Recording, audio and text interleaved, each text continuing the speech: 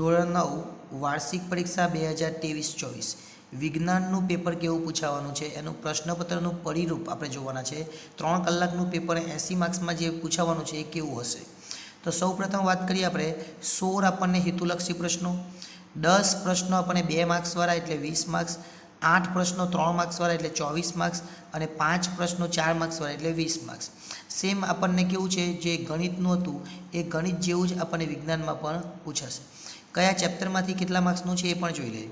તો સૌપ્રથમ આપણી આસપાસમાં દ્રવ્ય અને એમાં 7 માર્ક્સનું, આપણી આસપાસમાં દ્રવ્યો શુદ્ધ છે એમાંથી 7 માર્ક્સનું, પરમાણુ અને અણુમાંથી 6 માર્ક્સનું, પરમાણુનું બંધન એમાંથી 6 માર્ક્સનું, સજીવ પાયાનો એકમ 7 માર્ક્સનું, પેશીઓ 7 માર્ક્સનું, ગતિ 6 માર્ક્સનું, બળ અને ગતિના નિયમો છે, ગુરુત્વાકર્ષણ 7, કાર્ય અને ધ્વનિ છે, ઉર્જા છે અને અન્ન સ્ત્રોતો છે એટલે અન્ન સ્ત્રોતોમાં સુધારા. એમ ટોટલ 80 માર્ક્સનું પેપર કયા કયા ચેપ્ટરમાંથી કેટલું પૂછવાનું એ.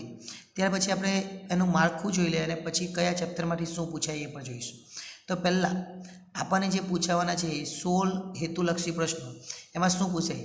તો MCQ પૂછાઈ શકે, હેતુલક્ષી પૂછાય, MRQ, ખરા ખોટા, ખાલી જગ્યા, વ્યાખ્યા, આવું કંઈ પણ પૂછાઈ શકે. એ આપણે નમૂનાઓના પ્રશ્નપત્રમાં જોઈશું.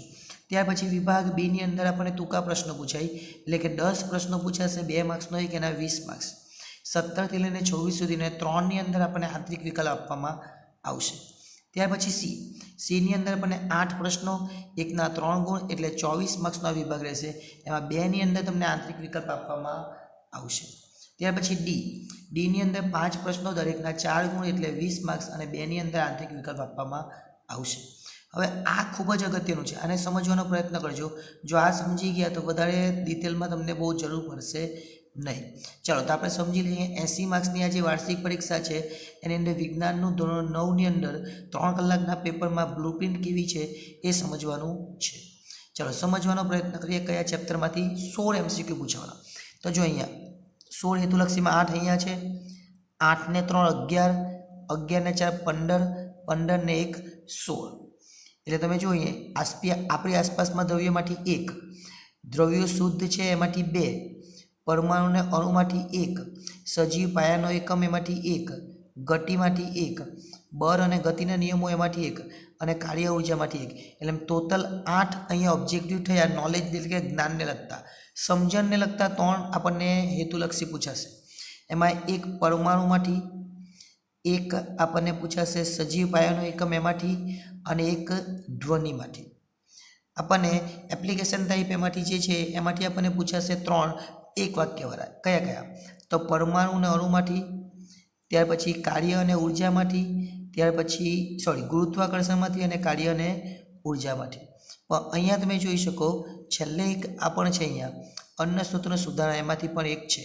અને આ જે ચેપ્ટર છે આપણી આસપાસમાં દ્રવ્ય એમાંથી બીજો પણ એક છે. એટલે ટોટલ 16 પ્રશ્નો જે છે એ કયા કયા ચેપ્ટરમાંથી મેં બોલી લીધા એ જોઈ લેજો, અને આ સ્ક્રીનશોટ લેવો હોય તો એ લઈ લેજો, પણ એકવાર સમજી લેજો. હવે 2 માર્ક્સવાળા પ્રશ્નો 10 પૂછાય. જો અહીંયા 2 પૂછેલા છે, 2 ને અહીંયા 4 6 છે, 6 ને 2 8 છે અને 8 ને 2 10 છે. તો પહેલું ગુરુત્વાકર્ષણમાંથી 1 અને અન્ન સ્ત્રોતોમાં સુધારણા એમાંથી 2 પૂછાય, પણ તમારે 1 લખવાનો અહીંયા. પછી આગળ પણ આપણે જોઈએ બીજા છે તે આપણી આસપાસમાં દ્રવ્ય બીજું એક અહીંયા છે, અહીંયા 2 પૂછાશે, સજીવ પાયાનો એકમ એમાંથી 1 લખવાનો. જે અહીંયા ગતિ છે એમાંથી પૂછાશે, બળ અને ગતિના નિયમોની 2 પૂછાશે, 1 લખવાનો. એટલે તમે જો 1 2 3 4 5 ને 6 થઈ ગયા.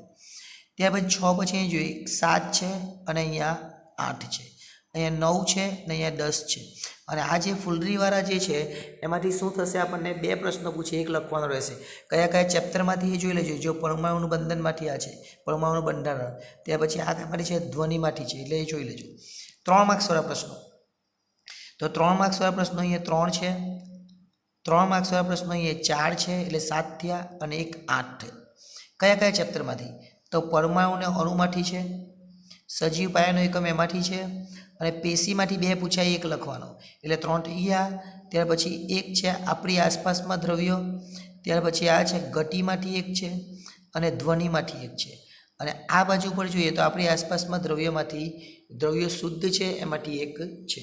એટલે ટોટલ 8 પ્રશ્નો 3 માર્ક્સવાળા, દરેકના 3 ગુણ એટલે 24 માર્ક્સ. હવે આપણને 5 પ્રશ્નો પૂછવાના છે 4 માર્ક્સવાળા. અહીંયા 2 છે, અહીંયા 2 છે અને અહીંયા 1 છે. જોઈ લઈએ. પેશીમાંથી 4 માર્ક્સવાળો, ગુરુત્વાકર્ષણમાંથી 4 માર્ક્સવાળા 2 1 લખવાનો. ત્યાર પછી પરમાણુ અને અણુમાંથી પરમાણુનું બંધારણ છે એમાંથી 2 પ્રશ્નો 1 લખવાનો અને કાર્ય અને ઉર્જામાંથી 1 પ્રશ્નો અને બળ અને ગતિના નિયમમાંથી 1 પ્રશ્નો. એટલે ટોટલ 5 પ્રશ્નો, દરેકના 4 ગુણ, એટલે 20 માર્ક્સનો વિભાગ થઈ જશે. હવે માળખું જોયું એટલે હવે પેપર પર કેવું હવે એ પણ જોઈ લઈએ. તો પહેલાં 4 1 2 3 4 પહેલાં 4 વિકલ્પો પૂછાશે. બીજા 4 જુઓ ખરા ખોટા, 4 વિકલ્પો અને 4 ખરા ખોટા. ત્રીજી 4 ખાલી જગ્યા અને ચોથી 4 એક વાક્યમાં જવાબ.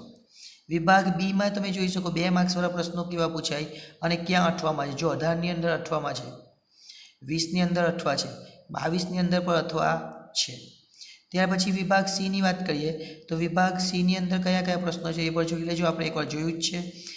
33ની અંદર અઠવા છે અને ત્યાર પછી ડીની અંદર પણ જોઈ શકીએ આપણે 37 નંબરનો પ્રશ્ન અથવામાં અને 39 નંબરનો પ્રશ્ન અથવામાં. એટલે આ હતું વિજ્ઞાનની બ્લુપ્રિન્ટ.